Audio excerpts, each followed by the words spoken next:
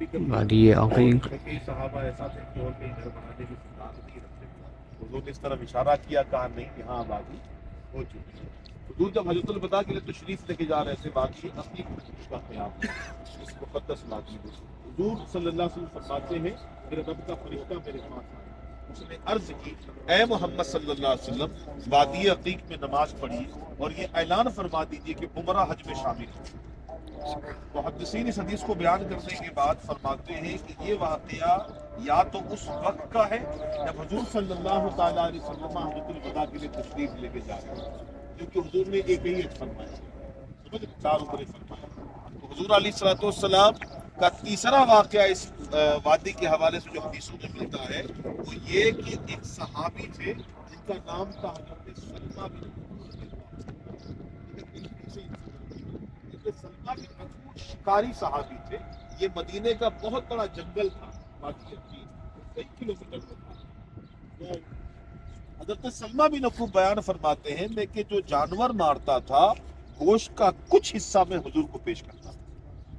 حضور نے ایک مرتبہ فرمایا سلمہ بن عقور کیا خوب تھا کہ جب شکار کرنے جاتے وادی عقیق میں جاتے کہ جب تم جاتے میں تمہیں رخصت کرنے جاتا، جب تم آتے میں تمہارا استقبال کرتا.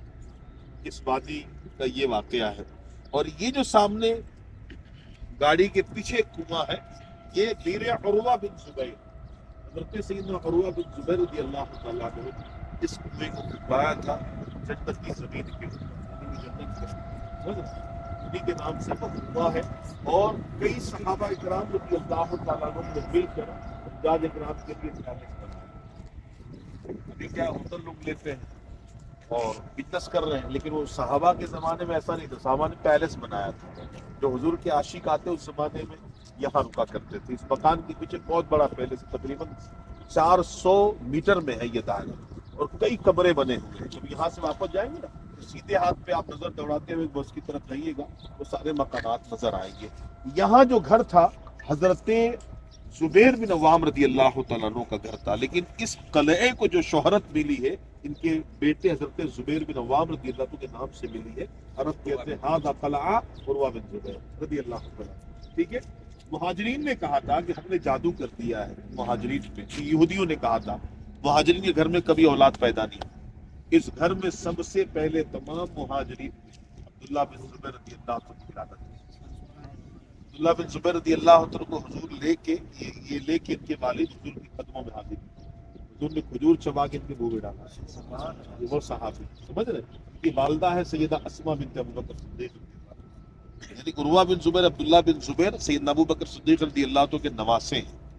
اور سیدہ صفیہ جو تھی یہ سید الشہداء امیر حمزہ رضی اللہ عنہ کی سگی بہن ہے. زبیر بن عوام حضور صلی اللہ علیہ وسلم کے پھوپھی زاد بھائی بھی. اللہ پاک اس مقام کی حاضری نصیب فرمائے. ان عظیم ہستیوں کا صدقہ ہمارے اللہ پاک ہماری حاضری بھی قبول فرمائے اور بار بار اللہ پاک عمرے اور حج کی سعادتوں سے ہمیں سرفراز فرمائے. آمین بجاہ نبی الامین صلی اللہ علیہ وسلم.